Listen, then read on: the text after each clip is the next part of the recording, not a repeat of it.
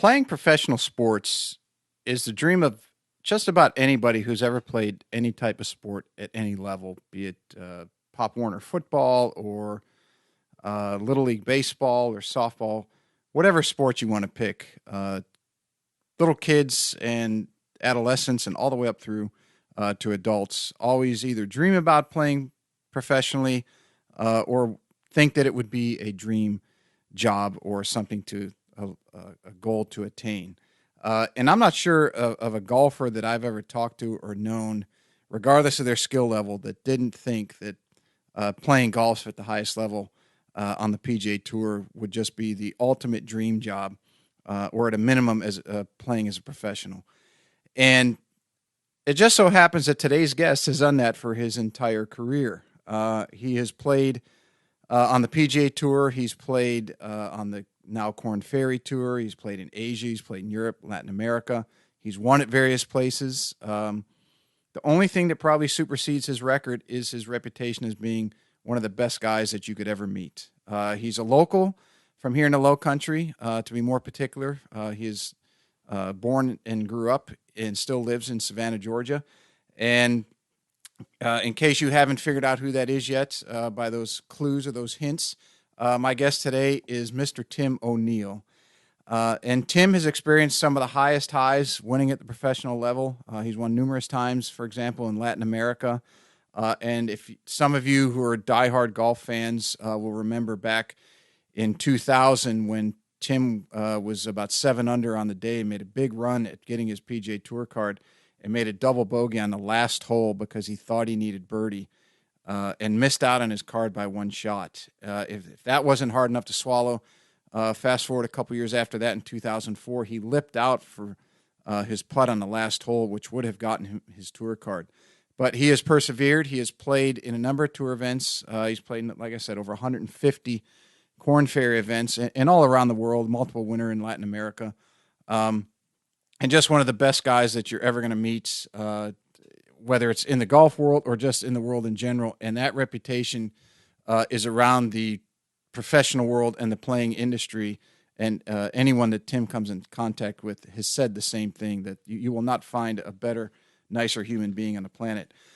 We talk a lot about what it is like to play professional golf, from getting started as a young kid. For him, it was in Savannah with his parents. And Tim tells a story of how his dad laid the foundation that really was very strong fundamentally in his development that carried him through his career. We also talk about something that not a lot of people are aware of, and that's the obtaining of sponsors. And the cost of playing professional golf is not cheap.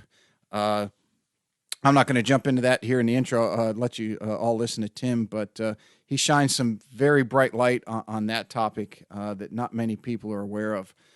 And then just the trials and tribulations of a career spent in and around playing professional golf. As I mentioned, the highs and the lows, the hard work that goes into it, and just about anything that you might want to know about playing golf at the highest level. So Tim's really going to endear himself to all of you, and I hope that I was able to bring out in this show what a great human being he is.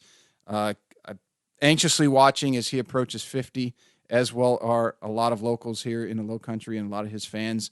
Him getting on the Champions Tour and doing a lot of playing very well and doing a lot of good for he and his career, and we can't wait to see that happen. So, as always, please sit back, relax, and give a big, big Golf 360 welcome to my guest today, professional golfer, Mr. Tim O'Neill.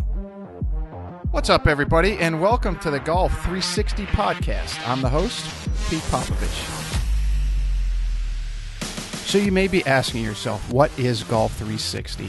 And Golf 360 is a show that was designed to introduce you to people associated with the game of golf to help you improve not only at your game, but also your life. Almost all of our guests are from within the industry in some way, shape, or form, but some of the guests we have are from outside the industry, and it mainly revolves around the business world with a few others scattered in here and there. Now, all of the guests that we have a few things in common. One, they all were highly successful and accomplished in their field.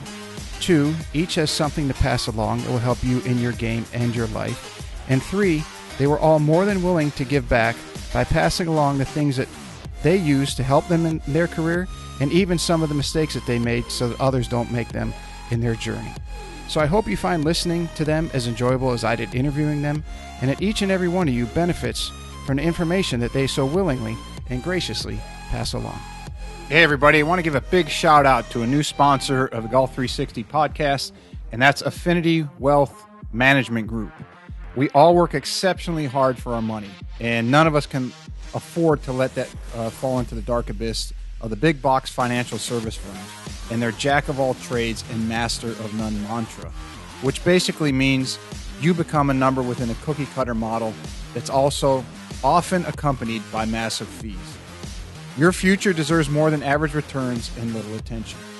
At Affinity Wealth Management, they ensure that your financial goals receive highly individualized, tailored attention from experts, not just advisors, who are in the industry to be great and not average. As a client of Affinity Wealth, you receive a customized solution to your customized life, keeping in mind your family's financial situation, values, and risk tolerance.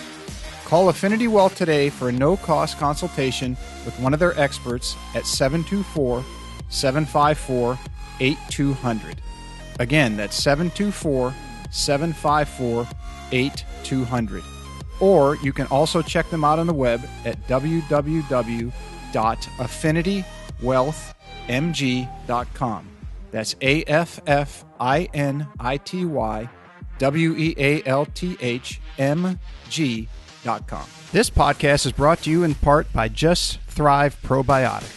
You may be surprised to learn that your digestive system is the key to creating and maintaining the quality of your physical, mental, and emotional health, and it's one of the body's most essential systems.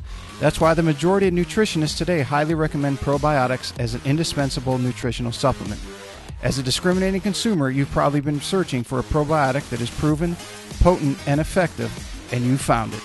Just Thrive is your best choice for maintaining a healthy lifestyle. Just Thrive Probiotic captures the power of hundreds of thousands of years of nature's design with a specialized bacillus strain formulation that guarantees survivability through the stomach and upper digestive system. Supports optimum gut health, digestive health, immune health, and delivers antioxidants. Great for adults, kids, and the whole family. Use promo code GOLF360 at www.thriveprobiotic.com for 10% off your order. All right, I got a very, very cool guest for everybody. Anyone in the Low Country, you know him. He's like a celebrity around here. Mr. Tim O'Neill, welcome to the Golf 360. Oh, glad to be on Golf 360 this morning. And definitely glad to be talking to you finally for the first time in a while. Right. And as we were talking before we came on, it's been almost 16 years almost since we actually were together, and we played in Raleigh at the back then, the nationwideweb.com. I don't remember what it was. You know, I remember that day because that was my first bigger event that I'd gotten into. And I had gone to the 10th tee. I think it was on Tuesday because Monday and Wednesday were still practice rounds. And Right. there was a guy kind of making sure that people weren't going out as singles and just clogging things up. And so I said, I'm here to play my practice round. He said, well, there's a guy coming across the parking lot right now. I would like to pair you up with him. I said, okay. And I look over, and there's this guy with this giant belt buckle on and coming towards us. And I said, that's Tim O'Neill. And he says, yeah, I think it is. So that was my introduction to you formally. I mean, that was pretty cool. That's when I was wearing that JL stuff. Mm-hmm. Yeah, that thing. I wanted to ask you, how the hell do you shift your weight when you got a belt buckle that big, kind of anchoring you down? Yeah, I think they a few years after that they started making those belt buckles a little bit smaller. Mm-hmm. So it's been a long time since then. You're still playing. My career path has gone in different directions. But to tell everybody that has followed you or has been a fan of yours, what you're up to now, especially that we're coming out of COVID, and where you're going to be playing and things like that. Well, I was playing down in Latin America. You know, they're still having some tournaments and stuff. I'm not going down to play Latin America. They still have a bunch of COVID restrictions, and I'm just not comfortable going down to South America. And in 2019, I went over to the European tour school, made it to finals. and then I ended up getting challenge tour status, which challenge tour is like the equivalent of Corn Ferry over here in the States. And then COVID hit in 2020. I was in the first two tournaments in South Africa. I didn't go, super expensive. And then, because I was early in the year, right before COVID hit. And then when COVID hit, that was a wrap. I wasn't going to go over to Europe because you couldn't. And so now, fast forward now, I'm just playing some tournaments. I just made it past locals of my U.S. Open at Long Cove. Um, so I'm getting ready for the sectional here in about a week or so at Long Cove again. Hmm. And Makes it yeah, easier. yeah. Well, I played in the U.S. Open in 16 at Chambers, and I got through at Woodmont in Maryland, Hmm. and God, that that was a that's a hard tough one. All the yes, tour and that pros was are a there. right, and that was a hard choice because I really liked the course, but I was kind of in a situation where I wanted to do the qualifier for the Palmetto tournament.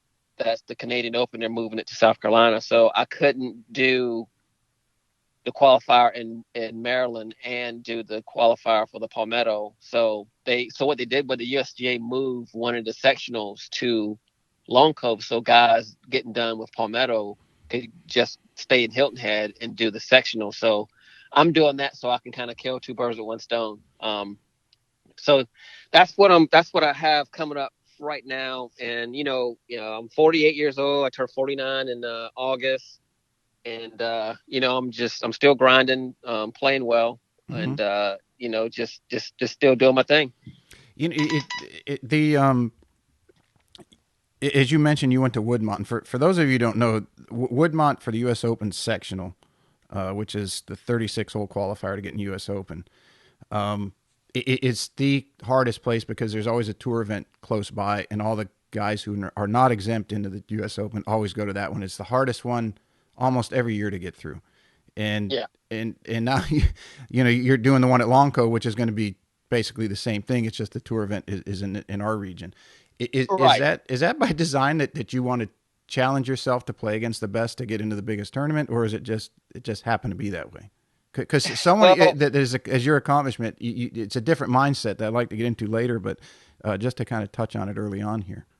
well, I was just like I said, I was kind of torn because at Woodmont, I know what to expect. I know the golf course, and I like the golf course. So, for me, I was really torn because I know it when you kind of know what to expect when you go to these courses. Over the years, you kind of know the score you're going to have to shoot. And now, when they added that event, they added it to Long Code. No one's ever been there. I don't know, have any idea what the scores are going to be like. Um, I don't know how many spots they're going to have. So I was kind of torn, but that was the only way that I could do to qualify for that PGA Tour event and do sectional without kind of being all over the place. Mm-hmm. The good thing is, wherever you go, you're going to have to play well.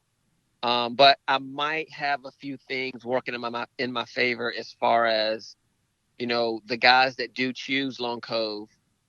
A lot of guys haven't seen it, so that might be a little bit to my advantage. Still gonna have to play good, so you know, just go out there and and try to shoot the lowest score possible and hope that it's good enough to get in. Hopefully, I can get one of those spots. But it was a hard decision because I really like Woodmont in Maryland. But like I said, for me to kind of do both, I had to kind of switch it because if I had a few more days where I could do Woodmont, I probably wouldn't have changed it because I like the course so much. Mm-hmm. Yeah, there's a lot to be said for knowing a course, especially at that level, and Long Cove in particular, because when they redid the greens, there's a lot of movement in those things now. Yes. And I'm sure I wish you all the best, and I'm sure everybody here locally in the Low Country is going to be pulling for you hard. To love to see you getting another U.S. Open. Yeah, that would be great. I was out at Torrey earlier this year. I had an event up there at Torrey, and then man, it would be awesome to get back out there for the U.S. Open. Mm-hmm. And where's the for the Congaree, the Canadian Open? Where's the qualifier for that one? Okay, so the pre-qualifier is going to be at Oldfield, and then the actual qualifier was going to be at Belfair. I think the West course. Cool. Are they letting people come out? I mean, I live Uh, across the street from Belfair. I'd come out and follow you, root you on a little oh, bit, give you some, I, give you all the help I, I can, support. I, I, I have no idea. I'll find out. I'll call the guys over there in the shop. Yeah, and I've so I'm gonna have to get out to Belfair too because I haven't played out there probably 5 or 6 years. So I'll kind get you of in touch with some of the members that are friends of mine over there and connect you with them. They're really good guys. In fact, one of them's son is playing for the Savannah Bananas. oh really? Yeah, he's doing really well over there. But now he's at I think he's been playing on a team in LaGrange.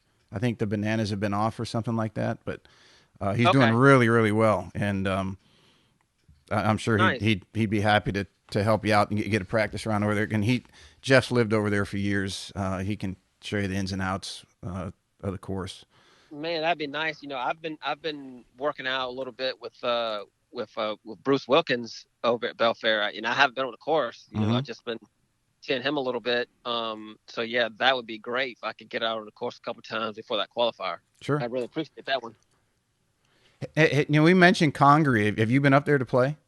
I haven't. I haven't played Congaree and I haven't played Ohoopee either. And everyone keeps telling me about it, but I haven't seen either one of them. Congaree is a beautiful place. I mean the I mean you're going up. Was it 462 highway? And I mean you could blow past the entrance and never even know it. It's so laid back, low keyed. Right. But the road winding in, because I guess it's 300 years old or pushing 300, and some of the oak trees that line the road, the diameter's got to be 16 feet wide. Oh, And I asked some of the guys in the shop because I played there the first time about 2 months ago, and I said, "How okay. old are those trees?" And they said they had an arborist out. He, as best he could tell, about 250 to 275 years old. So Are you kidding? it's a really really cool place, and the architecture that they did, they have the old, I guess General Sherman burned down the original house, but they Uh-huh. moved a house that I would guess is about 3,000 to 4,000 square feet, so from somewhere else in Ridgeland to that spot, and they put it there, and it's been there since 1890, and then they kept the old. There's an old building for the old slave quarters behind it that they tuned it up because it's such a historical monument, so to speak. Okay. Then there's another little house behind that. They have a little cemetery that's like they said that's the dog cemetery because it was a big. They used to do a lot of hunting hogs and deer and things like that. But the clubhouse and the pro shop are in the same architecture. I mean, it's almost like you'd think the whole place was there for the last couple hundred years. Wow. The There's a lot of yeah the course it's extremely nice, and it's maintained, of course, immaculately. And I played one or two up tees because the guys I was with were all 60 or over. Um, but they can stretch that place out, I think, to like 75, 7,600. So okay. if it plays fast and firm, it's a very good test. A buddy of mine played up there with Matt Kuchar about 2 or 3 weeks ago. And he's my buddy's a member, and said Kuchar said, yeah, this is if they play this thing fast and firm, the scores will not be very low. Wow. But you'd love it. I'm trying to think of another course around here that would kind of be comparable, and I really can't think of one. Maybe the back nine on at Ford Plantation is probably somewhat similar. Okay. I go out there Yeah, a I know little you bit. play out there quite a bit. Yeah. And I Okay. mean, someone might listen to this and say I'm out of my mind, but I'm just running through my head the courses in our area that might somewhat resemble Congaree, and the back nine at Ford would be the closest I could come up with. Okay. But yeah, Okay. you'll like it. Yeah, really hope you get in there. Be good to see you continue on your success.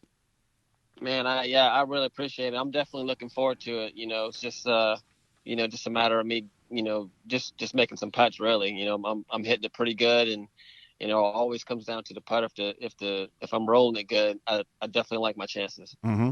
And you've been playing, like you said, Latin American tour, and one of my cousins, he was playing on that for a while. He told me, he goes, because I told him, he asked who's coming on next. I said Tim O'Neill's coming. He said, well, tell Tim I said hi. So you probably won't remember. There was about 10 of us or so in a house down in Latin America. But he said, yeah, Tim's a great golfer. I said, I'll be sure to pass that along. His name's Nick Grubnich. I don't know if you might recognize that name or not, but Yeah. So did he stay with us like DR or I somewhere? think so. Yep. I think that was the week I won. It's probably Yeah, why he yeah, thinks the world of you. yeah. We played the that was 2015, I think. We played the Teeth and the Dog, and yeah, it was like yeah, we had this big house, nice house. We Airbnb'd and yeah, I think I won that week at Teeth of the Dog. It was nice. It was a really good week. The you won multiple times down in Latin America. And I couldn't put together if it was three times last year or three times over the last couple of years. I mean, not Well, last year, but a year before. I won twice. I won twice in 13, and then I won once in 15, and that was DR. Mm-hmm. Um, yeah, and then I lost in the playoff once. And do you find that you've gotten better as you've gotten older, or is it just getting smarter or managing your game better? What is, or did you find that you played better when you were younger? You know, because you've had success in your 40s, right? Yeah, I think it was all the above. To be honest, just the longer you play, and the older you get, you tend to get to know yourself a little bit better, and how you feel under pressure, and how to handle being under pressure, and your misses and all that. So I think all the above, just playing smarter, knowing my game a little bit better. um when you're young, you just kind of just shoot at every pin and just kind of just go after it, but that sometimes that's not the smart play. Right. And as you get older, you learn how to, okay, maybe I shouldn't shoot at that back left pin with a 5 iron with water left of the green. Mm-hmm. So you just start playing a little bit smarter, and you learn from your mistakes. You're always learning in golf. So it's just a matter of just for me, just getting myself in position to have a chance to win. And I've been able to do that a few times. And if you get beat, you get beat if you play well. But it's just a matter of just playing smarter, and not playing so aggressive, which comes with just course management. You've had success at every level. You played at Jackson State, if I'm not mistaken. Is that right? Yes. Right. And you Yep. won a number of times in college. Yes. You won the Georgia Amateur in the late Yes. '90s. You Y- played in, best I could remember, about 7 PGA Tour events, 7 to 10, somewhere in there. Yep. Um, I think on the homework I did said about 150 plus Corn Ferry events. You played all over the world, Asia. You said Europe, South Africa. Can you speak to the the learning curve going from being good locally to playing in college to winning in college to playing at an amateur super high level, and then at the pro ranks going from mini tour to establish, like a Corn Ferry Tour, PGA Tour. Can you just speak to the developmental and learning curve of those levels? Well, for me personally, going to Jackson State, Jackson State wasn't known for like being like a golf powerhouse and anything like that. Mm-hmm. We played good tournaments. We played in the Southwest Conference, so we played against like SMU, Texas Christian. So we played some good tournaments, but when I decided to start playing for a living, there was a little bit of a learning curve. Just a lot of it was like, am I getting in over my head, and then just getting comfortable really. And like I said earlier, just kind of, trying to figure it out, learning myself. And then you have to learn how to travel, because when I first turned pro, I was pretty much by myself. So I had to learn how to travel, alone, and book flights, hotels, and all that kind of stuff. And then It's a as lot the year, different, isn't it, than oh college? my Where God. they're out there saying, "Hey, here's your itinerary. Just show up here and bring your bag and don't forget anything." You're right, right. So, that, you have to learn all that stuff. I mean, I had to learn all that stuff kind of on the fly. Mm-hmm. I didn't have anyone to kind of take me under their wing and say, hey, you need to do this, you need to do that. So, like I said, I had to kind of learn that stuff on my own. And, and then especially it changes a little bit when you start going out of the country, booking hotels there. And like when we're going down to Latin America a couple times, they give you like a host hotel to choose from. And then well, not a few times, but one time we decided, okay, we're not going to stay at the host. We're gonna use Priceline, and we get this hotel, and we're in Bogota, and it didn't have any AC, and it is really hot. So we had to change into the hotel that week.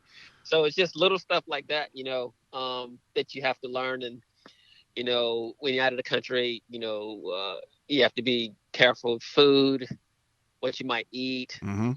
So that's another whole element. You don't want to be out of the country and have to go to the hospital because you got sick or food poison or something just didn't agree with you. So there's a lot of things that you have to think about and learn um, as you turn professional, especially when you start playing out of the country. So yeah, and then I had to learn how to my bad rounds, how to get it to the house. If it wasn't going well, you just try to get it in an even par or maybe one over when you don't have your stuff, and just stay really patient. So there's a lot of growing up I had to do pretty quick, and I learned from it. That's one thing about golf. You have to be honest with yourself. What are you doing good? What are you doing bad? And you have to always work on it. So you're always working on stuff.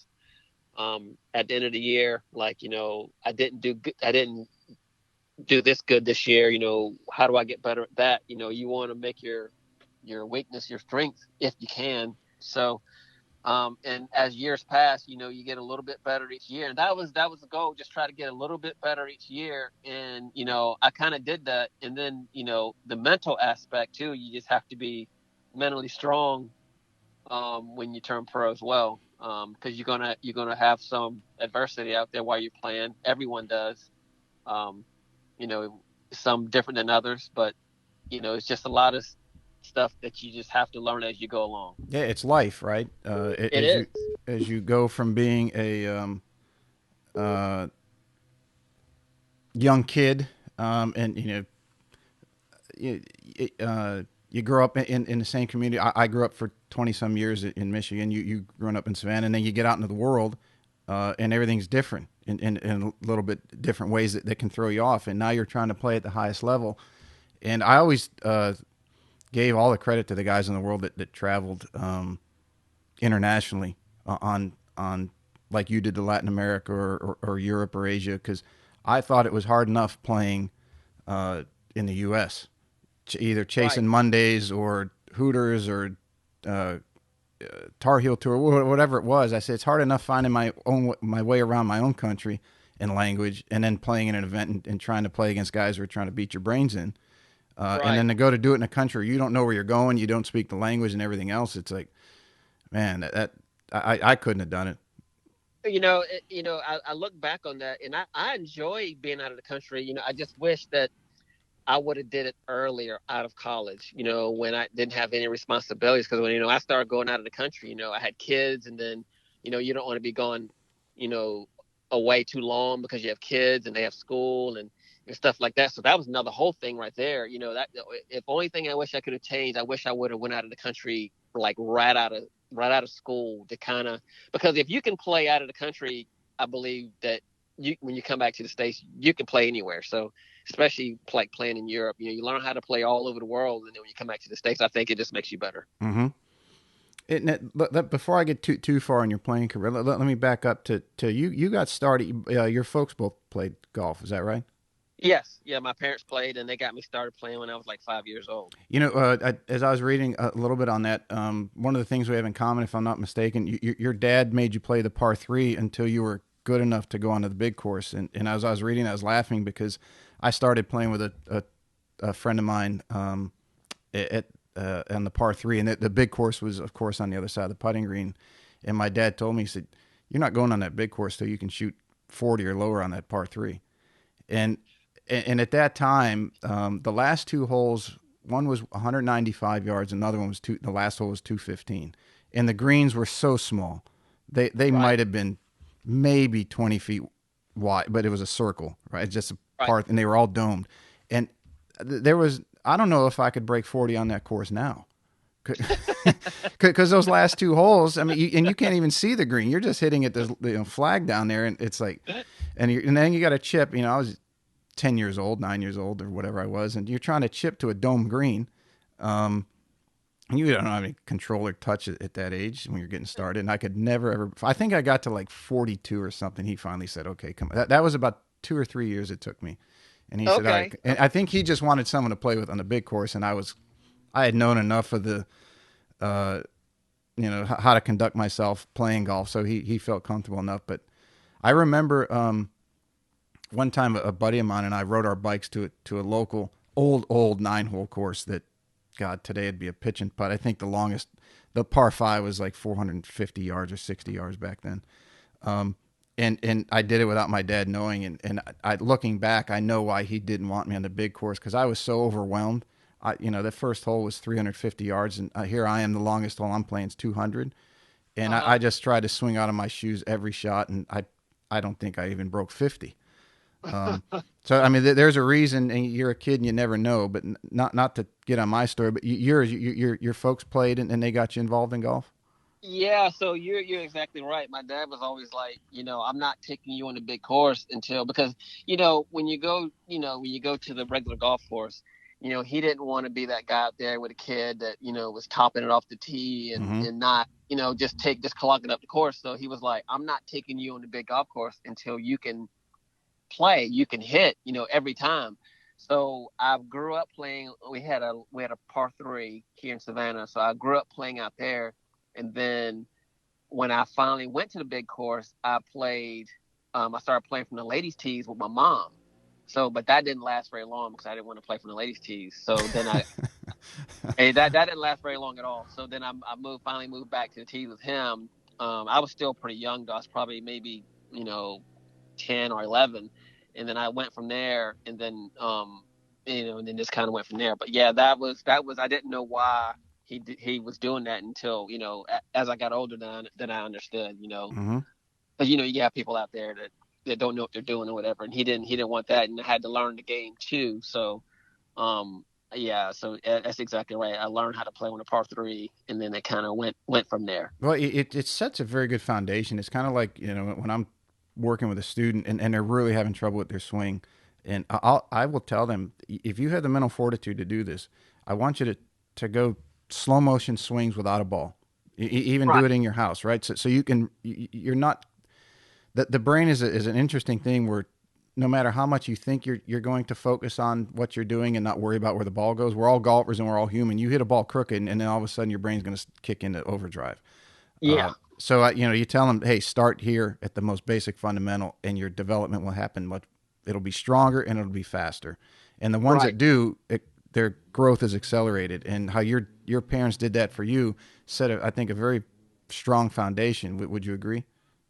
Oh, most definitely, most definitely. And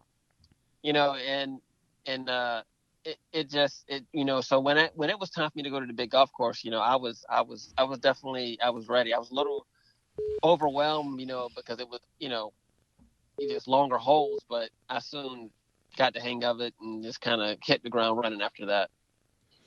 I was Mark Silvers. I was talking to Yes. him last night, and he's coming on, I think, next week. And another local guy is great to have on.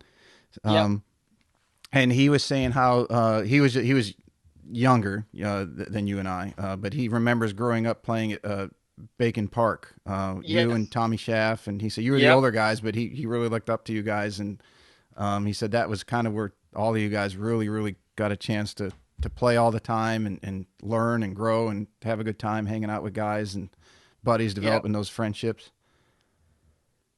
Yeah. I remember Mark as a junior golfer, and growing up at Bacon Park. You know, Bacon Park is pretty much where during the summertime, my mom would drop me off at the golf course, 8, 9 o'clock during the summer. And and I'd be out there all day, until dark, and that was just what we did. I remember plenty of days walking 36 holes, sometimes walking 45 holes, but that's In the what we did as summer. kids in the summertime, and it's Whew. hot. Yeah.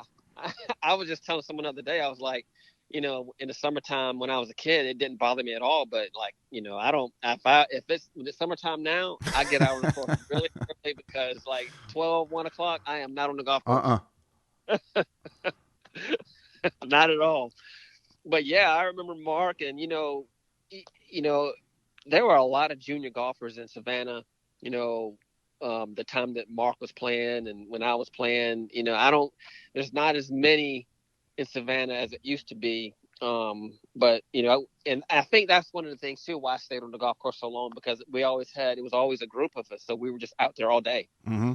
Fun. Yeah, like you say, you don't see a whole lot of that nowadays. I think there's so many distractions for kids, uh, Yeah, right? And it's yeah, like your cell phones and Instagram and all that kind of stuff. I play with these kids now, um, during the tournament, and just say if we're walking, you'll see guys walking in the tournament sometimes, and they'll be on Instagram while they're playing. Like I don't get that, but that's just the day and age that we live in now. yeah, the challenge for attention, for people's attention, has hit astronomical levels. When in the '80s, the only thing you had was the golf course or whatever Right, sport you were playing, and you went and did that all day long. There was nothing else pulling you away. Um, right. it just kind of makes me wonder what's going to happen 10 years from now. Are the athletes? I guess the athletes are going to be as good because everything's so specialized that they're doing nowadays. Yeah, But I think that they lose that the camaraderie and the friendship building maybe that you and I grew up with. yeah, As you just said, as you're out there all day and all you're doing is playing golf from sun up to sundown. yeah. And you're talking to each other. You aren't texting anything like that. But Mm-hmm. just kids now, as far as golf, you know, I've seen a lot from the first time I went to Q school to going to Q school now. I was just telling a friend of mine the other day, I remember you go to first stage of Q school, you shoot, 4 or 5 under par, kind of breeze through first stage of Q school, and I've seen that. And then now, if you aren't double digits under par at first stage of Q school, there's a chance you might not get through. And I Right. was like, it is unbelievable how much better these kids are now. I don't know if it's just technology with TrackMan and Body Track and everything. Kids nowadays, they just know, um, where their ball's going. Kids are longer. It's crazy. It's scary. And I'm glad I'm about to turn 50 in a couple of years, because it's scary out there. I mean, guys are good, really good. And I think that goes across all sports. I used to play a lot of golf with Mark Messier and his brother and his dad because they used to have a house in Hilton Head, and in the summer, of course, is their off season, and I used to talk to them a lot because his brother played professional hockey as well, and talking about the young kids coming up in today's world versus guys that when they played. Now, when they played, it was there was a lot more fighting and roughhousing and things like that. But they said the kids nowadays are bigger, stronger, faster, more advanced at a younger level, and it's happening in golf. It's happening in hockey. I think it's happening in every sport. Right. And look at football. You go back to the '70s or '80s with the old Steeler teams and Dallas Cowboys, and some of those guys would just get run over probably today with the size of the players. Yeah. Yeah. It's scary. You got a guy 230, 240 that can run a 4.4. Mm-hmm. I mean, that's scary. You had mentioned the difference in the kids where they're hitting it longer and everything straighter. I can distinctly remember that the 2 years that I played full time was 2001, and that was right when the Pro V1 came out.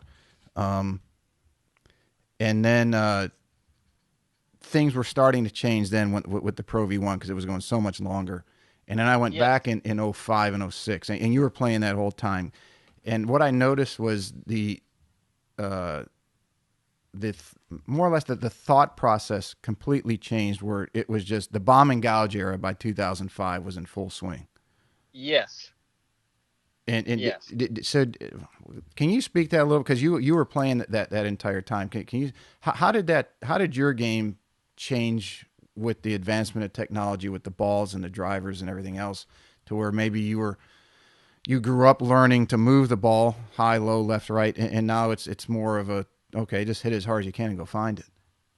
Yeah, so you're right. So in 2001 was my first season when it was called the Buy.com tour. Mm-hmm. And they came out with the was it the professional or was it the Pro V1? The professional was a wound, but it was much longer than the Tour Bellata. But then, yeah, the Pro V1 came out. I think like 2000. It was, I think, introduced on the big tour in Vegas in October, and I think it Okay. was out to like you guys on Buy.com, and then I was playing DP Tour back then. Heath Okay, Slocum's so dad had started that one. y- yeah, yeah, I remember that. I remember that And tour. then it kind of So filtered down to us, and then it was out to the masses shortly after that. yeah, so when they changed that ball, the big thing was I remember back then, there was with the Titleist, it was a seam. Yes, you could seam it into the wind. Right. So they had to fix that, but like, because you just say, obviously you're playing it down in a tournament, and if you hit it on the seam, sometimes they go a little further. So they fixed that, sometime later. But yeah. So back then, that's when it started to change, and then so 2005, that's when I really started to notice, because I was one of the longer guys back then. And then 2005, I roomed a lot with Bubba Watson. Mm-hmm. So, I liked to play a lot of practice rounds with him and watching him like shape the ball all over the place. Um, and he's one of the few guys that still shapes it a lot. But most guys now, the way everything is designed, it's not made to curve the ball. Not as much as he was doing it. But it definitely started changing because guys just started bombing it as close as they could to the green. And if you hit it in the rough, you had sand waves, you can just chop it out. So it wasn't really a big deal.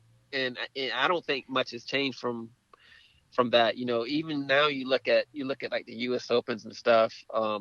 It's going from the typical U.S. Opens where it's tight fairways and a lot of rough. When I qualified at Chambers, it's just wide open. Like there's a lot of bunkers, but um, I think the tour has kind of tailored to the guys that kind of bomb it. And Good for ratings, isn't it? oh my God, yeah. Just I mean, even this week, I mean, it's the tour has definitely changed.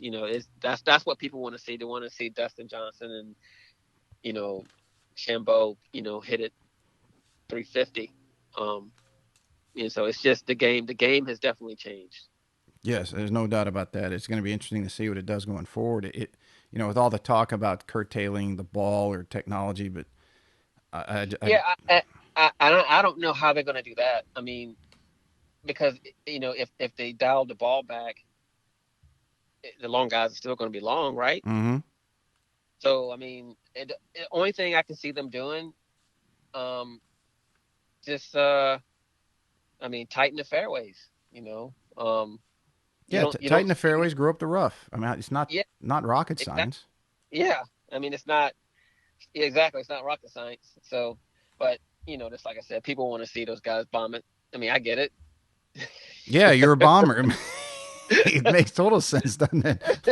Yeah, I mean, they don't want to see Roy McIlroy out there hitting two irons. Mm-mm. They want to see him hit the driver. I want to see him hit it too. But when you playing professional golf is not inexpensive. Takes a lot of money, right? You got it, and some people might not understand that at the smaller tour levels, the developmental tours, you're basically playing for the entry fee is what the purse is.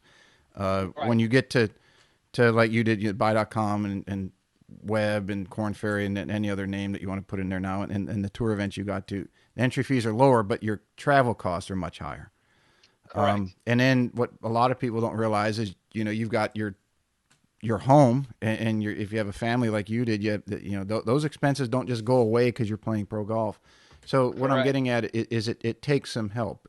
Can you speak to how either you went about getting sponsors, and maybe sheds a little bit of light on the breakdowns of payouts between the two, because it varies across the board. But a lot of people out there listening who might be local club golfers don't have an idea about that, and you've obviously done it for a very long time. Yeah. Um, so typically, if you're playing like so the tour that a lot of guys play now, G Pro Tour or Swing Thought Tour. Swing Thought Tour used to be the old Hooters Tour. So typically, your entry fee for those tournaments are going to be about $1,000 Mm-hmm. for your entry fee. Um, and then if you have to drive there, you have to pay for your gas. And, sometimes, very few times, they may have host housing, but that's kind of few and far between. So most of the time you have to get a hotel. So pretty much, um, it's going to cost you about anywhere from, depending on how far you have to go, um, around 1,600 uh, per week, just in expenses alone. And then, first place typically now for those tournaments are around 10,000. Sometimes they're a little bit more. So yes, it's you know, I always say this. I was like, you aren't going to make any money on the mini tours. I Mm-mm. mean, you're just if you have a good year, you might make a little money, but you're not really going to make any money. You're just you know trying to stay sharp, stay afloat, and then get through Q school, or you mix in some money qualifiers. If you get in a Corn Ferry event or a PJ Tour event and play well, then you can advance that way. But that's really hard too because everyone's good. So, um, I mean, and then on top of that, just say you have a swing coach, you have to pay him, and so there's a lot of costs that goes into professional golf, and then a lot of guys are doing the training thing with TPI certified, so you have to pay that guy. So and nowadays you have to do that stuff because everyone's doing it. You need a swing coach. I mean, things get a little sideways. You need someone to look at. So those are expenses that you just have to have. You're going to need that type of stuff. It's going to cost you roughly on the low end. If you have a household to take care of and rent or whatever you might have, it's going to cost you at least to do it comfortably about 70 to $80,000 a year. Yeah, that's what I used to tell guys, and to do it correctly, meaning, Right. a lot of guys, and it's been years since I played. So back in 06, '07, I think was the last years I played. But I would tell guys that were coming out of school, I say, if you do it right, this is about 75,000 back then, and that Correct. included caddy, Q school. I said, you got to consider health insurance. And they said, oh, I don't need health insurance. I said, oh yeah, you want to be a pro athlete. If you get hurt, what are you going to do? Right. And then like, oh, I never, yeah. I mean, but that's someone who was in their 30s telling someone and had done it for years. Someone telling in their 20s. So Yeah. yeah, it's not cheap. And like you said, the mini tours, you got to play really really well to break even or win money. Spending eighty You thousand a do. year. You do. And it's, some people is like, man, that's awesome. You get to play golf for a living. I mean, it's you know, it's good and bad, but like, that's why everyone's trying to get to the PJ Tour because that's where you're really that's that's when it really gets fun, and you get a chance to make some money and enjoy it, I guess. But like, it's a grind, Mm-hmm. when you're in your 20s, it's fun and you're just playing golf and having fun. But then when you start having responsibilities and you need to make money, it's definitely can be a grind. When I was playing down in Latin America tour, it was roughly $2,000 a week. That's your hotel, your flight, and all that. So it's expensive. There came a time before I was playing Latin America, I had to stop playing because I didn't have any sponsors or any money to play, and then I was able to kind of get things going and played well and made some money, but It is. It is. It is. It is. It is rough sometimes. That's for sure. Yeah, it's very stressful. I remember when uh, my in '05, I was playing good in '05. I had a chance to win a couple events and just stumbled over myself in the final round. And then starting '06, I was looking at my budget and I like, okay, I better play well because I've got until this time, and then I'm going to be hurting for money. And I noticed you start to get a bad bounce here or there, and you don't let it roll off your back. You miss a putt you think you should have made, and it irritates you a little more. And for me, that just snowballed. And by the time I think May rolled around, my attitude was horrendous. And Right. both Tommy and Adam, we were all rooming together and hanging out together. And they said, "What you can do?" I said, "Look, my attitude's gotten so bad. I'm just got to pull myself off. I don't even know where my budget is right now, but I've gotten myself such a mental mess." And you know that happens in life in people in their jobs, but at least your job, you're usually getting a paycheck every Yeah. couple of weeks or month. In golf, you're burning up money, as you just said, 2,000 a week. And Yeah. for those listening, that's just your expenses on the road. That doesn't count your rent or your mortgage, your electric bill, No. cable, No. kids, like you know. No. And people don't realize that. You know, when I was my last year playing, so I played Corn Ferry. My last year full season was 14. Um. So like people don't realize out there, you know, you have to pay your caddy. Um, so the going rate when I first started playing uh, nationwide tour was, you know, around $600-700. You know, that's just your caddy fee. That's right from the start, Mm-hmm. and then it depends on what you make. Now, it's 1,000 a week, and that's about average. Some guys pay a little bit more, so your caddy gets 1,000 for the week before you even tee it up. That's what he gets, and then you know you have your hotel fees. Out there, you can get housing, so you can cut some costs there. But then you know you have flights, so I mean you got to think about that. So it's very expensive. That's why everyone you know is trying to get to the show because that's where it's expensive. But then you can make that money to pay for that a little bit easier. Yeah, and even so, if you would speak a little bit to like, okay, take a a, a ball shoe glove deal on the Corn Ferry. Um, what would that pay if you did well versus say if you did well at a PGA Tour event? Because Oh on the developmental, for everybody to know, a company might give you gloves, shoes, and balls, or at least balls and whatever you can want to throw in there. But you're not getting paid if you win. But when you go to Corn Ferry and up, you yeah, start to get some money for wins and things like that, right? yeah. So like I don't know exactly what it is now, but like so it used to be on the PGA Tour, just say when you used to could go through the Q school and just say you get your PGA Tour card. So Mm-hmm.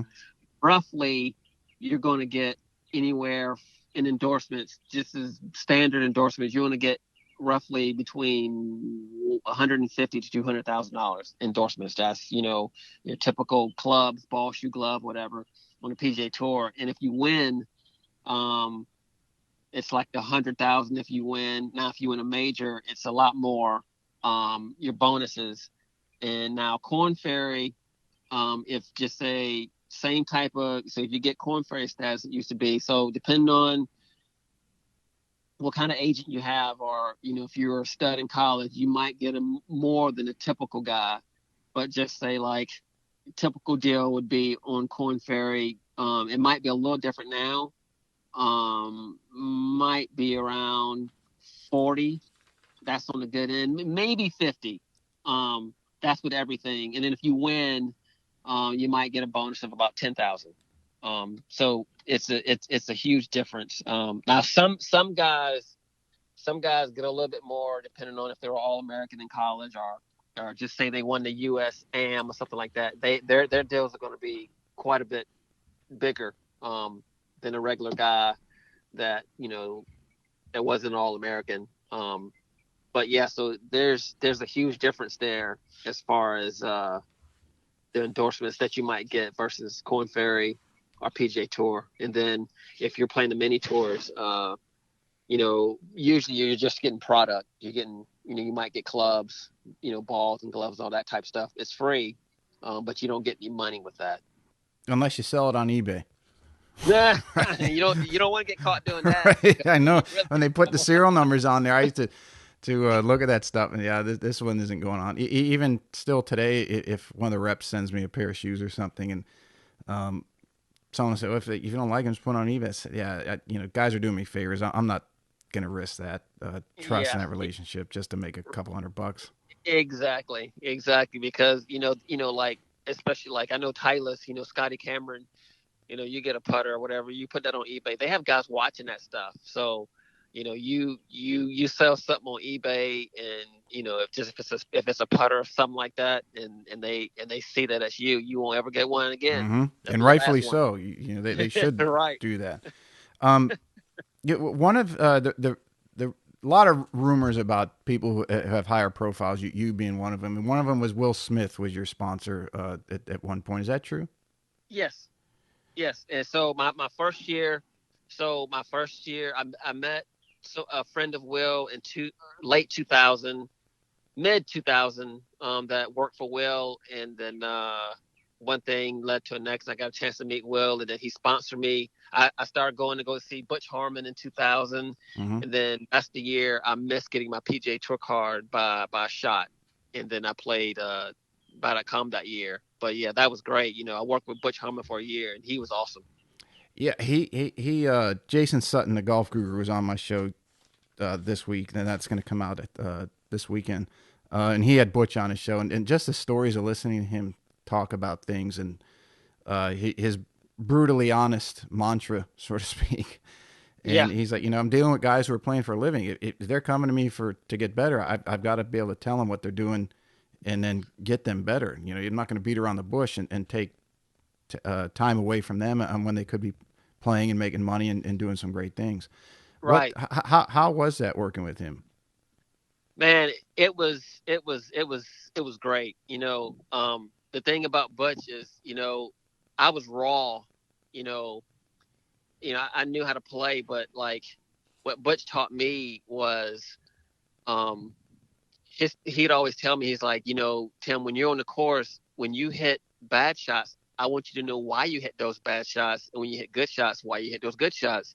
So, like, if something went sideways out there, I could kind of fix it on the fly, or at least get it to the house, and then work on the range. So, um, it definitely changed the way I thought about my swing, and just golf in general. And like I said, like he was the first guy that I saw that said that. And man, he just a great guy to work with. Mm-hmm. Just like you said, he just tells you like it is, and I like that. Did you work with anybody growing up or in Savannah, or as you got into college and then turned pro? Was there anyone that helped you A along, or was little it bit, just? like, I went to a few golf camps. I went to golf camp 2 summers in a row down at Bay Hill. It was the Arnold Palmer Golf Academy. Mm-hmm. I went 2 summers in a row, and then that's when I really started to get shoot some better scores. So I went from my first summer, I think I was maybe 12, and I was probably shooting. I was shooting in the 70s, and then after that first time I went to that camp, then I started shooting in the 60s sometimes, and then it just kind of got better from there. I shot my first 67 5 under par when I was 13. Isn't that amazing how golfers can remember things like that? Yeah, yeah. So yeah, so and then as far as Savannah, I worked with a few teachers here in Savannah, here and there. Um, but Butch was the first, high profile person that the Tiger was working with, and like I said, Butch was great. Was he in Vegas then? Yes, he was at Rio Seco. Yeah, I And I got a think chance he's to meet still there. him a few times. Yeah, he's still there. Yep. And you said that lasted for a year. Did you work with someone afterwards, or have you worked with someone in over the years, or is it just kind of monitoring and playing friends that are good players say, do you say, can you take a look at me? I'm just having a little trouble here. And because your swing's obviously very good, and it's not going to get too far off. But when you do get off, who do you go turn to for some help now? I'm working with a guy too out of Charlotte, got a name older guy, black guy named James Black, Hmm. really fundamental guy. And he has definitely helped me. And so I started working with Bruce a little bit here in the past 3 or 4 months because I don't, you know, as far as TrackMan and body track, I'd never really been on that kind of stuff. So I kind of wanted to see what that was all about. And Bruce has all that stuff, and the guy that I was working with in Charlotte, he doesn't have that technology, it's kind of more of feels. So when I want to, get with someone that knows how to read the TrackMan and those numbers, going to see Bruce was really good for me because, he'll explain, why this is happening with the numbers and what's going on. So, with the way golf is now, with all this technology, I figured I better start using some of it. In looking back, have you maintained the more or less the swing that you grew up with, or were there some big changes along the way, or have you kept kind of, I guess, who you are intact as far as your Yeah, golf swing? I've looked at some videos from like 20 years ago, and I was just telling a friend of mine, I was like, my swing hasn't, to the eye, it hasn't really changed that much at all. Maybe some tweaks here and there, some stuff I have to pay attention to, but from just looking at it from what it is now, it hasn't really changed that much at all. That's good. Probably why you're still playing so well. You don't have a bunch of shit running through your head, and you know what I I mean. know, It's right? like there's a Yeah, target. Here's where my ball is. Let me get it to there. yeah. I play with some guys that are just, uh, they'll see a teacher here, a teacher there. Next thing you know, they're working with three teachers, and then they don't know what the hell's going on. So you don't want to go down that road. My DNA what it is. Hmm. I just know there's certain things I have to keep an eye on, and from there, I try to keep it as simple as possible. That works for me. I'm not a guy that's going to try to overthink anything. Right. Well, it keeps your focus on playing the game, and Right. and I would have to assume that but if we go back to earlier, that the foundation that your parents put into on, you're going to play the par three until you're good enough. That kind of set the stage for you seeking accomplishment in your own game as opposed to seeking accomplishment in swing. Exactly. Right. And Exactly. then playing 36, 45 holes a day as a kid. I mean, if that's the baseline, that everything that you have on top of it is set upon, then that's going to be your go-to. And it's just nice to hear that someone does that in today's world. It's good to utilize the technology. I think all the coaches now, that even the guys who really lean on the technology for a lot of their coaching, uh, are coming around to the idea that, yeah, it's great, but you've got to, at some point, you got to go put it to use. You got to put it in Yeah. action. And it's like I was telling someone else, you hear these, a lot of the younger kids now, what they see, what we just talked about, how everyone's hitting it so much further, and guys get to chasing numbers and swing speed. That's all fine, but at the end of the day, I have I have friends of mine that have kids, that have sons, and they'll get me and say, can you talk to my son, try to help him out because they won't listen to me, typical dad and son, they won't listen to me. So it's like, and I go look at them, and then, and for the most part, most of these kids, they just try to hit it as far as they can. Hmm. And I was like, okay, that's all good if you know where it's going. It's like, you're not going to make birdie from the woods, No. so a lot of kids don't understand, you know, chasing numbers and trying to get your swing speed to a certain speed, that's all fine. But if you don't know where your ball's going, you're defeating the purpose, and then you still got to get it in the hole. Hmm. So it's just a different game now. And I'm not saying that I didn't swing hard when I was a kid, but I was never chasing a 118 swing speed. I hit it hard, but and that's what kids see, so that's what they want to do. It's like Steph Curry makes a lot of threes, so everyone shoots threes now. Right. And I'm just, maybe I'm getting to be an old man, but I was watching, was it the NCAA tournament or one of the NBA games, and I messaged a buddy of mine who played. He got to the NBA and didn't. He ended up not staying there, but I said to him, "Has the NBA just gone to 1-on-1 or shoot a three in it?" And then he called me, and I texted him. He called me a minute later and said, "You hit the nail on the head." And I said, "Well, golf, the young kids nowadays are just swinging as hard as they can and almost without recourse of where the ball ends up. Right. And if they want to play at a high level, I mean, you can do that. And if you're on for a week, maybe you win enough money to keep your card. But that's not what careers are built on. No, no, And I know no. there's a lot of contemporaries out there that might disagree with me. And here's the numbers to show this. I said, yeah, but life, you got to have some balance in there. Yeah. At some point, those kids have got to learn how to get the ball around the course and in a hole. Right, right. Just like you said, maybe I'm just old school, and I just the way I think, but I'm like, it is, it is, it is what it is when it comes to that stuff. I'm not gonna, just like I said, sometimes I ask myself, I was like, when I was 15, did I swing like that? And I was thinking, I was like, I probably did, but you know what? I think I knew where it was going too, Mm-hmm. though. You were for a long when you came out and the first time I saw you, uh, not to pull up bad memories, but the first time I saw you was I think at the 2001 Q School out in La Quinta. Um, 2000. okay, it's 2000, and Yes. because we were as we talked early on, and he's a friend of yours too. Todd Behringer was living here in Bluffton, and we played a lot of golf, and Yes. he had earned his status on the was it then Nationwide Buy.com? I can't remember. I lose track of all those names. But Right. and I think he shot 62 the first round, so he was like plastered all over TV, and Craig Can was Right. interviewing him. But then watching the final round, the camera switched over and said, "Hey, we're following this guy Tim O'Neill from Savannah, Georgia." And my brother and I kind of looked, "Hey, Savannah, Georgia, who is this guy?" It's good to see, great to see local guy doing well. Um, Right. uh, you don't have to talk about it if you don't want to. But No, yeah, talk kind about of it. Yeah. tell everybody what happened who maybe is newer to golf or wasn't following back then, because it was rough to watch, and I couldn't imagine how difficult it was to be in your shoes. But kind of tell us what most of us might not have known in seeing that or ever Well, got to experience it. so I forgot what I was going into the last round, which was 6 rounds back then. Mm-hmm. And so to kind of give you an idea, so like now at Q School, um, their scoreboards.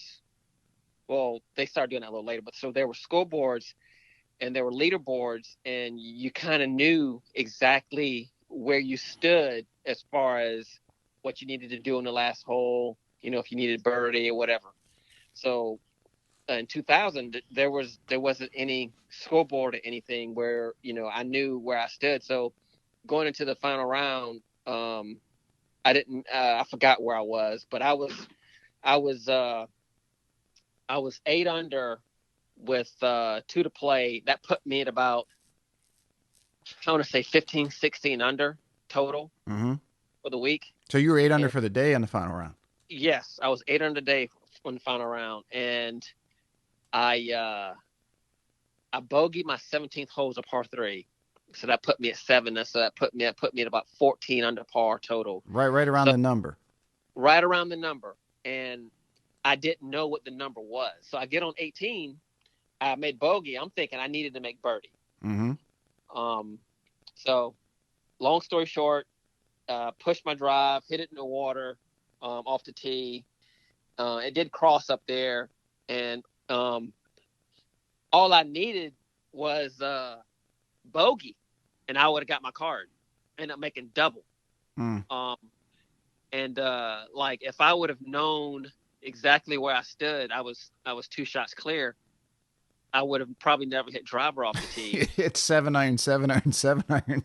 Yeah, yeah. So I was playing well. Like I said, I had no idea. Like there was nothing to show me, hey, you're at this number, you're in by two, and yeah. So after making you know, bogey on my 17th hole and dropping the 7 under to like 15 under total, and then I totally screwed up the last hole, thinking I needed birdie, and I didn't need birdie. All I needed was bogey, and I would have been playing the PGA Tour in 2001.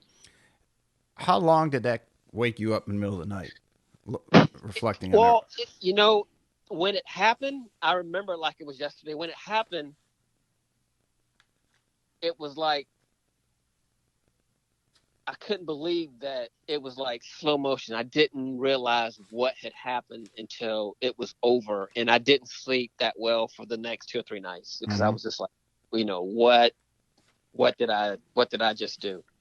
And after I got over that, I was like, well, I'll probably get another shot, and I did get another shot in 2004.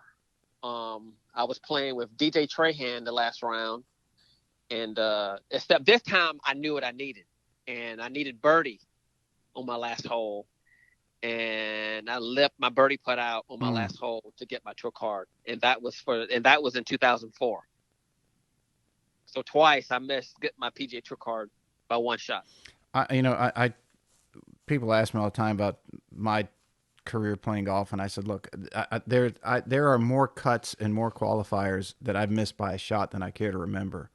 Oh my Um, gosh! and I feel where you're coming from. Now, I never got the final stage and didn't miss getting my tour card by a shot. And I can't even remember or imagine the multiplier magnitude of missing getting into, let's say, the Heritage or U.S. Open or something like that. But it the anguish that I know I went through, and it's hard to put into words for anyone out there that might be listening and hasn't gone through that. And all those guys who are out there and girls listening that have, they knew exactly what we're talking about. Right? Yeah, it's when you miss by one shot, it's painful because you're thinking about all the stupid shit you did throughout the day. Mm-hmm. You know, simple stuff that like an up and down here or a miss, 3 or 4 footer or just a basic shot that that you normally would make. It's always hard when you miss by 1 or 2 shots because you go over your rounds like, man, I could have done better here, there, whatever. When it's always one shot, you kind of beat yourself up a little bit, but you know that's the part of it, and you have to keep moving and keep it moving. What did you learn most about yourself after going through that twice? Well, I knew that I was good enough. Mm-hmm. Um, So that gave me confidence, but it would have been nice to have gotten a shot to play a whole season. But like, I know that I'm close, and and just for me to just keep working hard, and then persevere. So it for me, I've always felt like that I could play. I still feel that way. It's just a matter of me just being able to just to break through. That's all. You for going back to that time, and as I learned more about you then, and that, like I said, that was the first time that I'd seen you.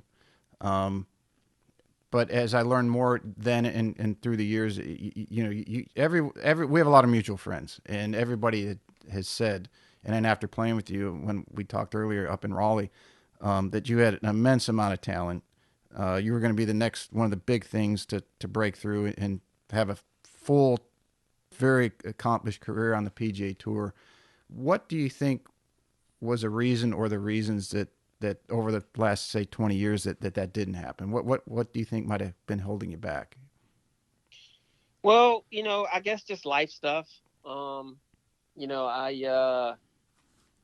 um it got to a point where I started having a little bit of doubt.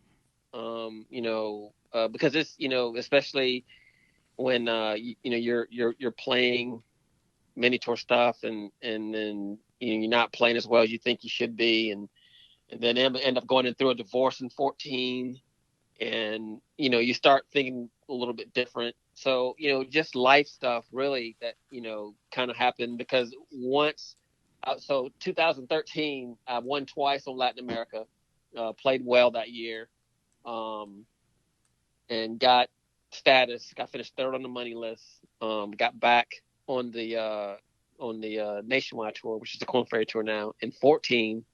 And then I get back out there. I was like, okay, let's do this. I'm ready. And then I go through a divorce in 14, and totally like, mine was not where it should have been at all. Mm-hmm. Um, and then just kind of just struggled a little bit. And so now, that's why I just said just life stuff. Stuff happens, and just wasn't able to really, you know, get it going like I really want to. But now, everything is good.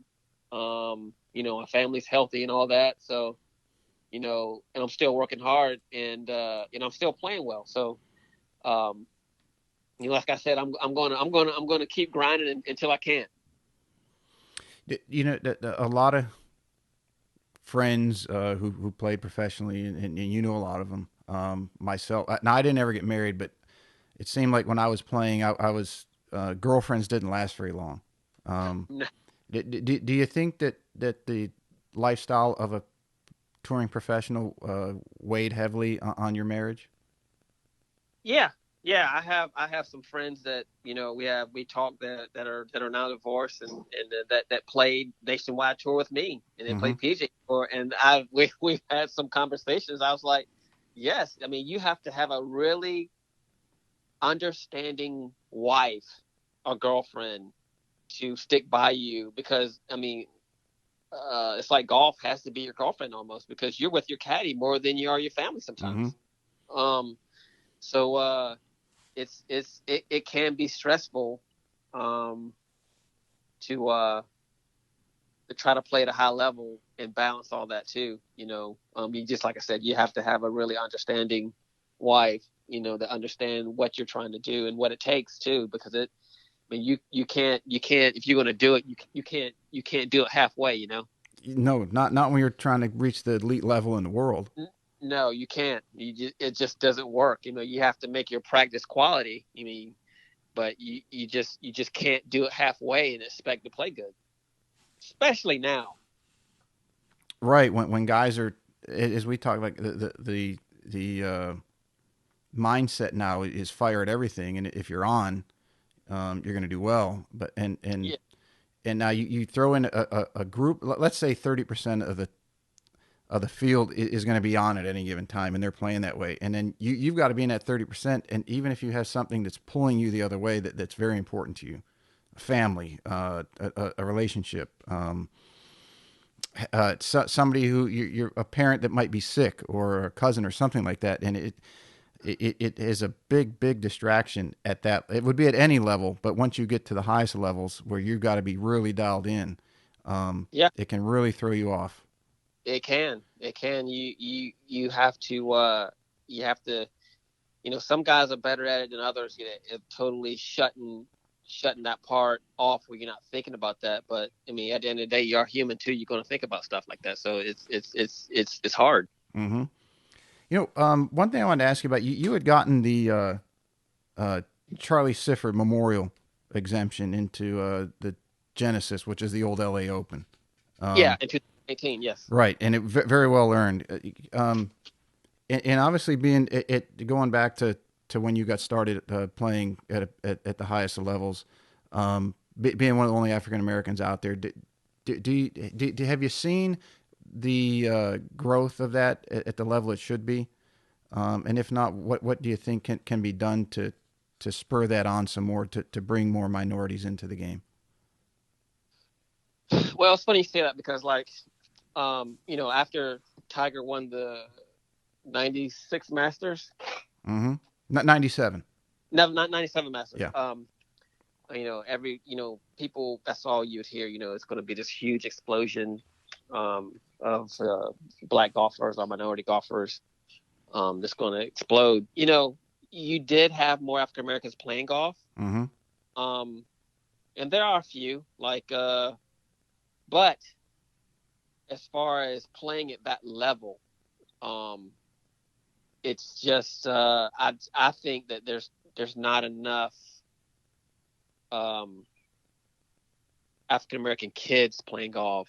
I mean, I mean, if you look at the numbers, if you look at Q School, I don't know how many contestants they have that sign up for Q School.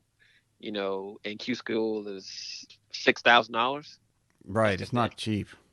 right. So then you have, I mean, you might have a handful of guys that go to Q School, and I say handful, I mean like maybe three or four. So I think a lot goes into you know there are guys out there that have potential, that they're in school, but when you come out of school and just say, yeah, it's like like a lot of kids, they might be okay in college, had some success, and they come out of school and it's like, oh, I think I want to, try to play professional for a year.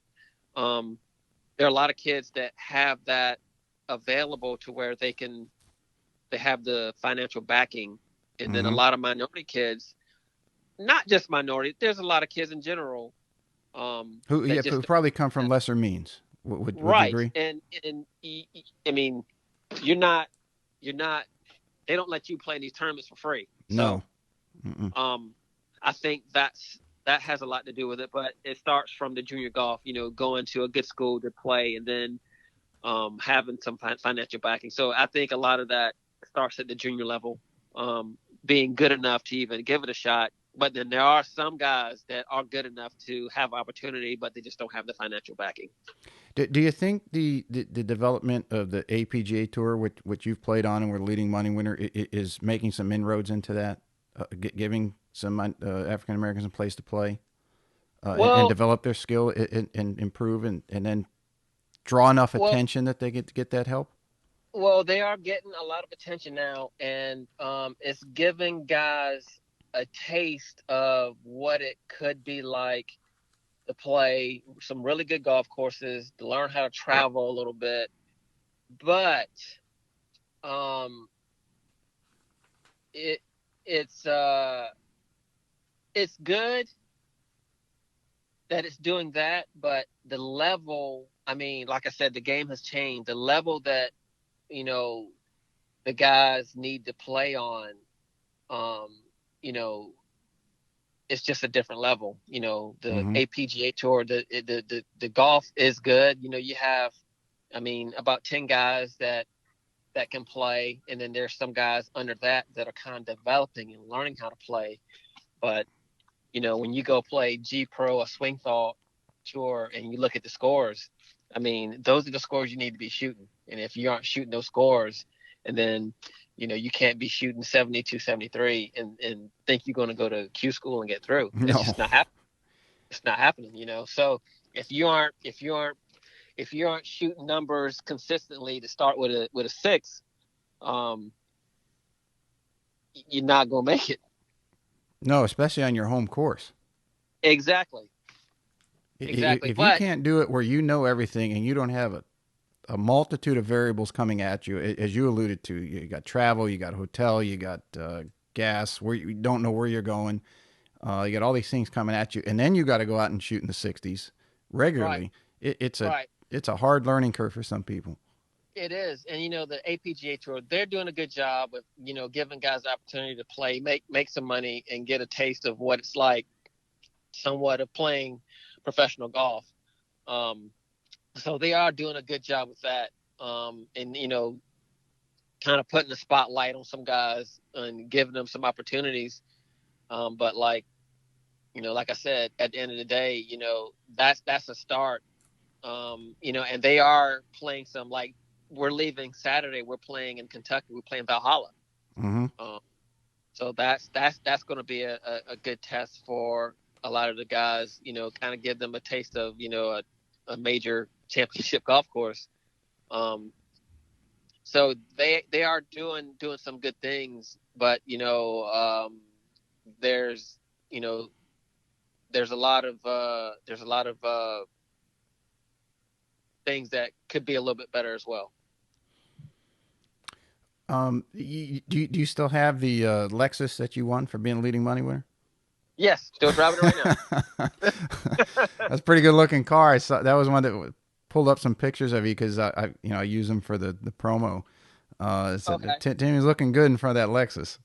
Oh yeah, man, it's nice. Hopefully, I'll get a chance to win it again this year, because I don't want to give it up. I know they're nice cars to drive. It's hard to go back once you've been there. It's kind of like, well, you've played enough big events. It's kind of hard to go back to a developmental or smaller tour once you've been to the highest of tours. Yeah, it definitely sucks. That's for sure. I can tell you that. Right? And I'll give you a quick story. When I first started dating my girlfriend, was right when I met you in Raleigh, and we got the passes and the free food, and They got the trailer, the repair trailers all around the range, and the ropes and the whole thing. And miss the cut and go back home, and then it's like, hey, where am I going to play? And it's like, okay, Tar Heel started, and so she goes with me the first event I go to, and it's at Charlotte National. And for anyone that doesn't know, I don't even know if Charlotte National's still there. It's probably 30 miles outside of town, if I remember right, and it's like in the middle of nowhere, and Uh-huh. it's just this little golf course, and there's no trailers, there's no TV cameras, and I'm looking at her face while we're driving into the course, and she's just looking around, and I say, not quite the big time anymore, is it? Welcome to single A. I say, you sure you still want to stay with me? She says, oh yeah. Yeah, that was an eye-opening experience for I knew it was coming, but she had no idea the difference. She was ready for the lights and the cameras and everything else, and I'm like, well, here's the real deal. Right, right, right, right. Yeah, it's definitely eye opening, and and then a lot of the guys, with me being the older guy, a lot of the guys that play the APGA tour, they reach out to me, for advice. Like some of the guys were getting ready for Mackenzie Q school and stuff like that, and first time going to a Q school. So a lot of the guys, I've always left my door open. I was like, hey man, anytime you need to ask me something about something off me, don't hesitate to call. I love doing that stuff, kind of, because I didn't have anyone to really talk to when I first turned professional and was kind of learning the ropes. I was like, anytime any of those guys have any kind of questions about anything, any advice that I could give them, I said, you can call me anytime. Mm-hmm. For someone who's your entire professional career has been playing golf, practicing, and you understand as well as anybody the amount of commitment it takes. What do you do when you're not playing? Nothing really. I kind of just hang out with my kids a little bit. I go to the gym a little bit, try to stay in somewhat good shape. And um, I'm kind of boring, man. I don't really do that much. Okay, like you said earlier, keep it simple, Yeah. and do the which as you bring up, you go to the gym. Has that become a part of your routine? As so Yes. many professional golfers, especially as you get cross over that 40-year-old mark, and Yes. you and I are pushing 50. Yeah. Have you noticed any loss of length or swing speed, or has the training been able to help you stay up You know to what? par? I've maintained pretty good. You know, yeah, I've maintained pretty well. Just trying to keep my flexibility. I do a little bit of strength training. I hit it a little bit harder in the wintertime, Mm-hmm. but yeah, I still can move it out there a little bit for an old guy. So pretty much when I play, I'm not the short ball in my group. Good. You Yeah, gotta catch some eyes from some of these younger kids that say, "The hell's this old man yeah. doing out driving me by 10, 15 yards?" I tell you what, though, I went to a European tour school and I played with this kid from South Africa, Wilco Neymar, um, and he's playing European tour right now. He's 19 at the time. This kid was playing a different golf course than I was. That much longer than you. Oh my God! Like I was telling. I got back home. I was telling Tommy. I was like, this guy's going to be on the PJ tour. Mm. Like, yeah, like he moves it. Yeah, he's already won. He won a European Tour event a few weeks ago. His name is Wilco Neymar, and he's from South Africa. Um, yeah, I think he was recorded hitting the drive 400 yards already on the European Tour. Jesus, Yeah, I've he's seen a I've seen that on I think it was Instagram. Somebody had it, yeah.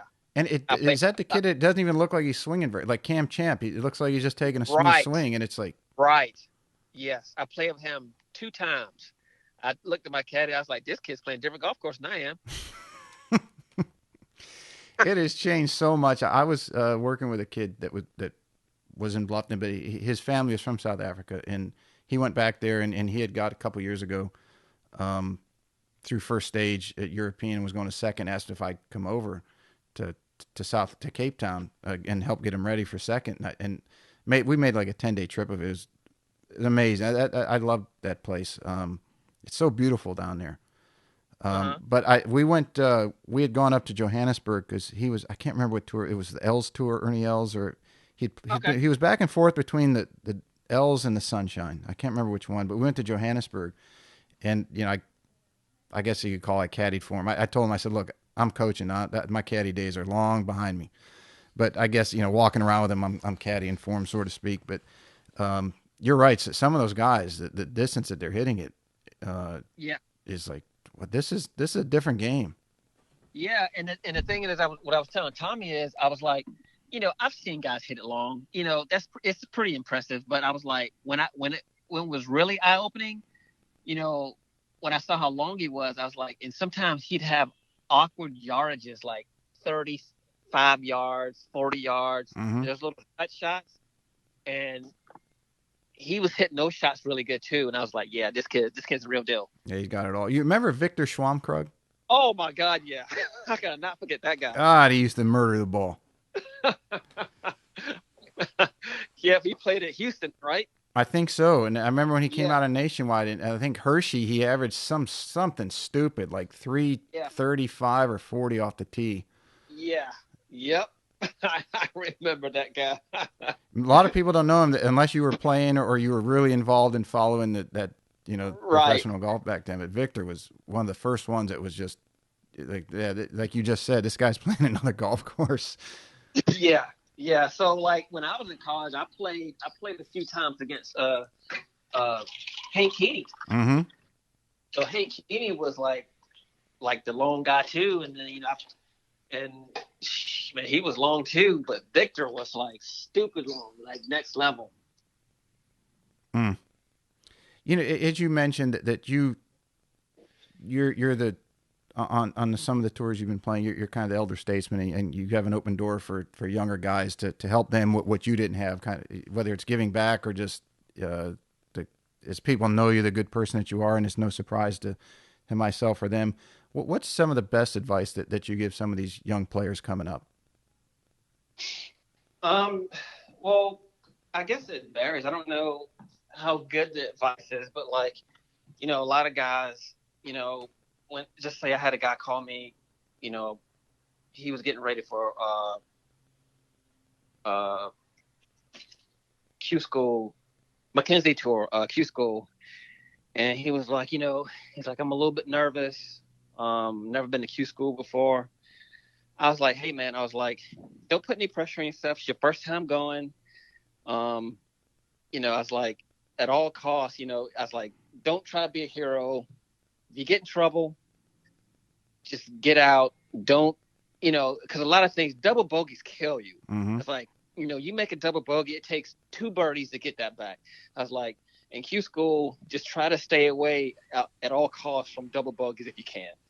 Um, it's like, don't put too much pressure on yourself. You kind of just, I didn't get through Q school my first time. I missed by one, Right. but but I was like, don't put too much pressure on yourself. Kind of get a feel. He didn't know what to expect. I was like, just go out there, just play your game, and then if you don't get through, it's not a big deal. And then, but you'll know what to expect for next year, just to kind of take the pressure off. I was like, just treat it as another tournament, because a lot of times you go to Q school and people they put more on it than what like it's all this pressure on themselves. I was like, just go out there. It's like it's another tournament. I Mm-hmm. mean, and don't put so much on each shot.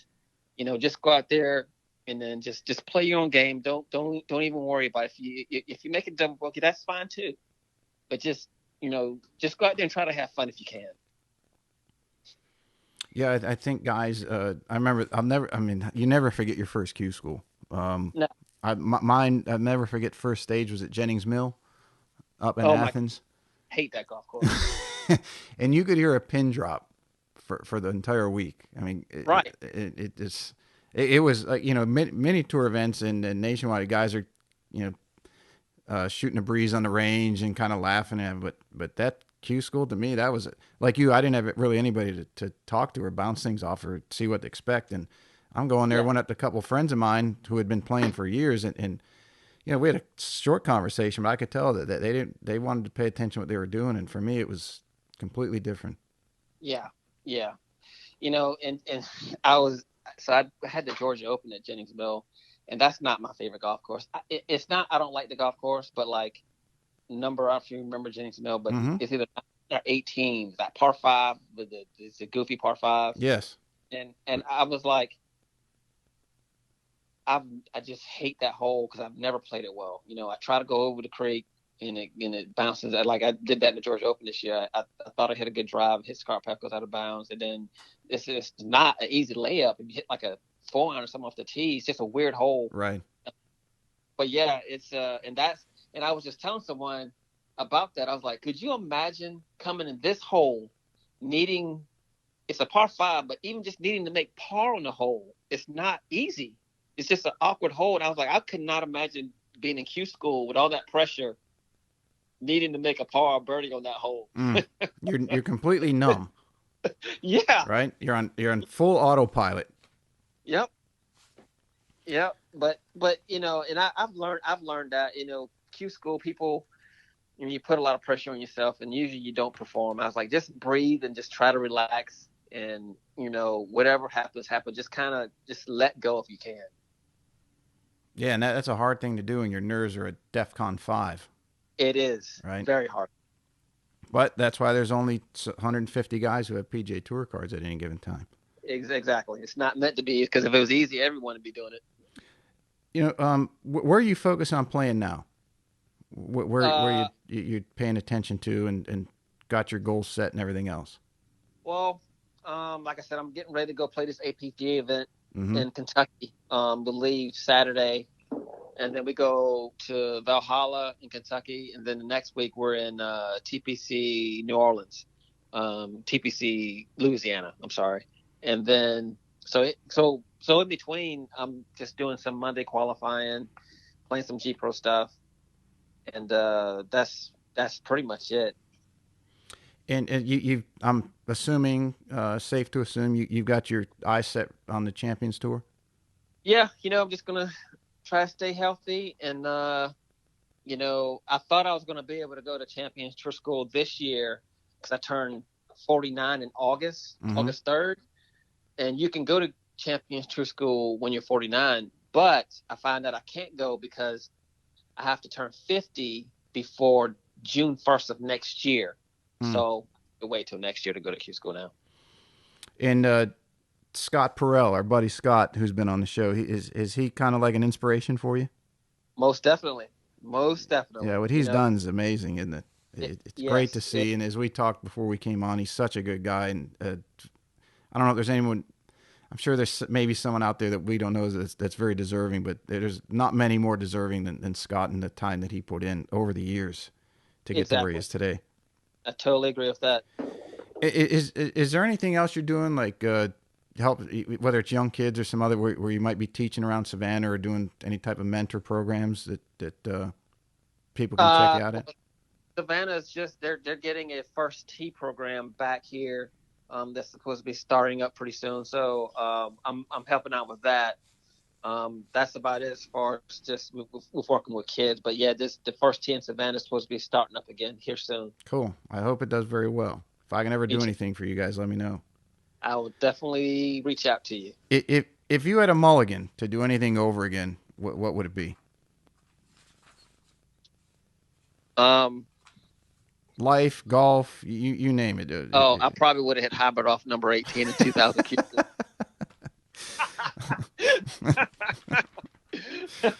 It would have been nice to have a 4 year on a PGA Tour with a 4 PGA Tour card. So yeah, that's if I had a mulligan, that would be one. Cool. It's understandable. You want to do some rapid fire, and I'll let you go. I'm sure you got some practicing or something else important to do. And I got Yeah. they call it the emergency 9 because there's 9 questions. Always Okay. wrap up with 9. So let's go. All right. So let's say you get in the Canadian Open, what do they call it, the Palmetto, Yeah. a couple of weeks, and you win it, and they pick you for the Ryder Cup. What would be your walk-up song to the first hole?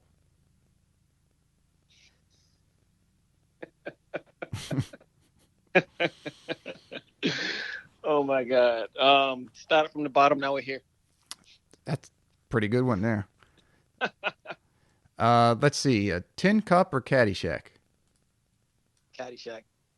I think I'm the same. I think it has to do with our age. Yeah. Let's see. Best golfer you ever played with? Probably Anthony Kim. God, that kid was good, wasn't he? I shouldn't say Yeah. kid. He's not that much younger than, but everybody wishes that he would come back. Yeah. Uh, Biggest celebrity in your phone since you've been at a high level, know a lot of people. A lot of people were curious to say, ask Tim who his biggest celebrity is that he has in his contact list. Well, I don't have Will's number anymore. Um, huh. And you know, if they didn't want you to say, you don't have to say it. Yeah, I Sometimes they probably keep it. should. Okay, I probably should do that one. no problem. I get it. There's some in my phone that they said, hey, you got your shit. Don't try not to. No problem. Value the friendship more than I value just name dropping. Right, right. That's best course you ever played. Since you've played around the world, I'm sure you've played a number of them. This probably not a rapid answer, but be curious to hear what you say of all the courses you've played. Well, man, I'm gonna say Valhalla since I'm going there next week. I don't think you get much argument. No, A couple more. Best swing in professional golf. Louis Oosthuizen. Yeah, that's sweet to watch, isn't it?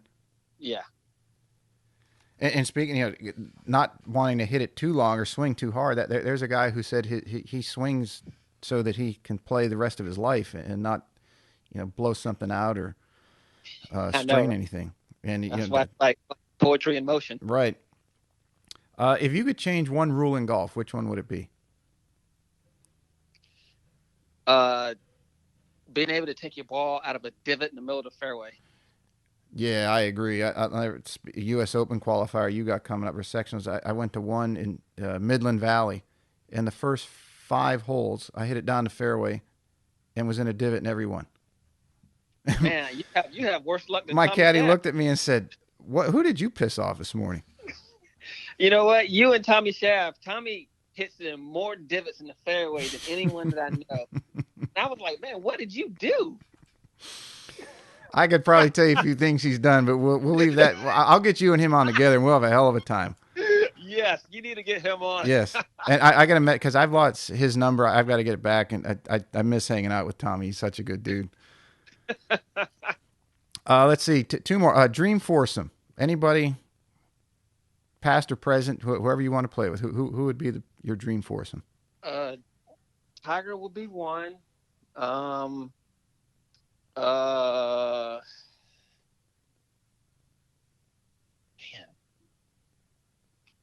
Man, Greg Norman and probably Louis Oosthuizen. It'd be a pretty good group. Yeah.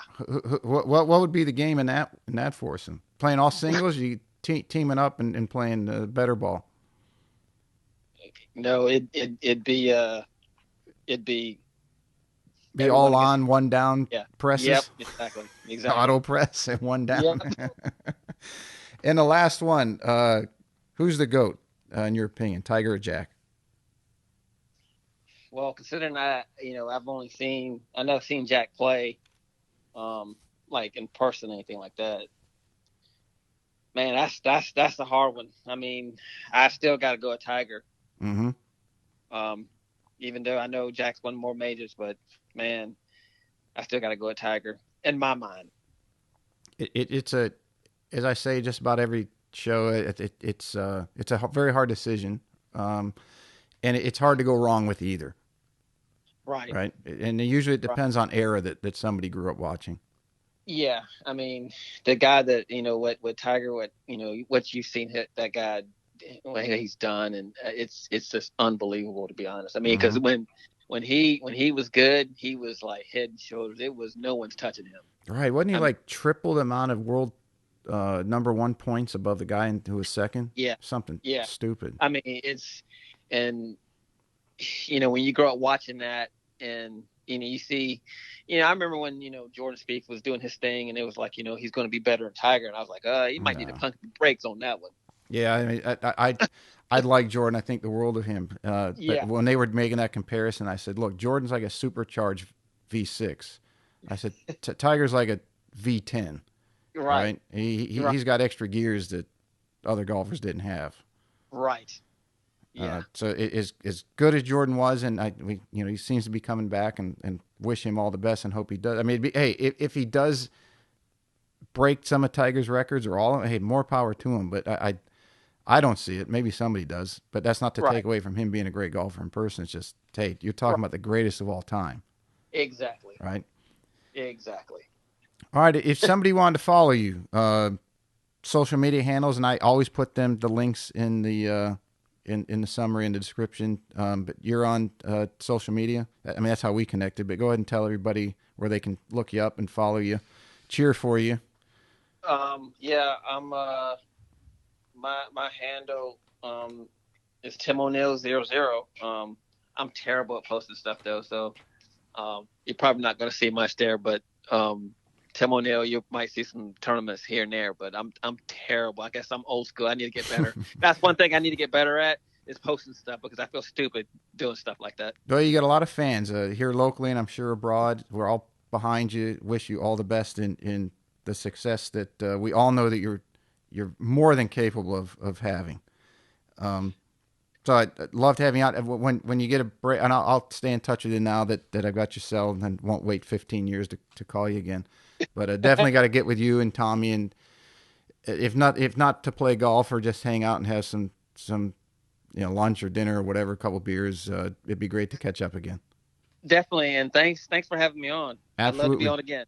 Oh, I'll have you on again. We're definitely going to do it. You have a great day, Tim. You too. Talk to you later.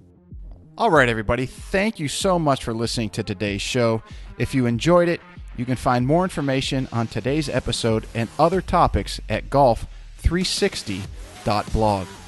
There you'll find the show notes and links related to this episode, as well as any other episode that we've done so far to date.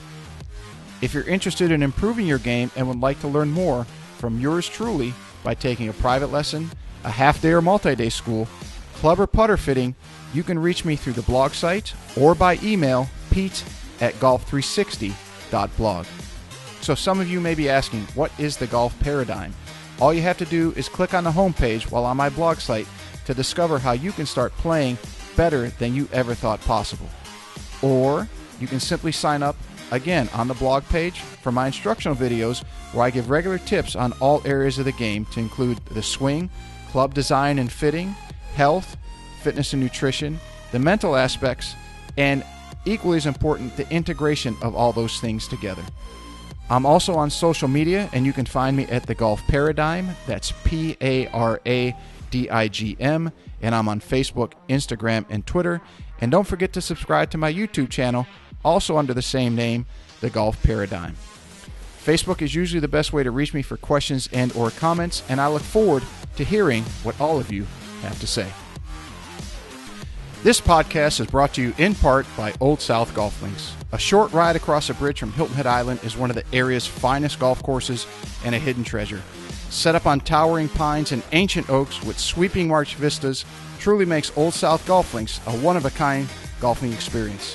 The Clyde Johnson design was named one of the top 10 new public courses when it opened, and it also takes full advantage of the natural beauty of the Low Country. Old South is a fun and unique challenge for golfers of every skill level and a favorite of both locals and visitors. Whether it's your first time here or you're a regular, you'll be treated and feel like family. From the bag drop to check-in at the fully stocked pro shop with both men's and women's apparel, to breakfast or lunch before or after your round, the staff is always ready and willing to help. Experience for yourself why Old South is one of the premier golf courses in the Hilton Head area and why it will quickly become a favorite of yours too. Visit them in person or online at www.oldsouthgolf.com, or to make it tee time, simply call the pro shop at 843-785-5353.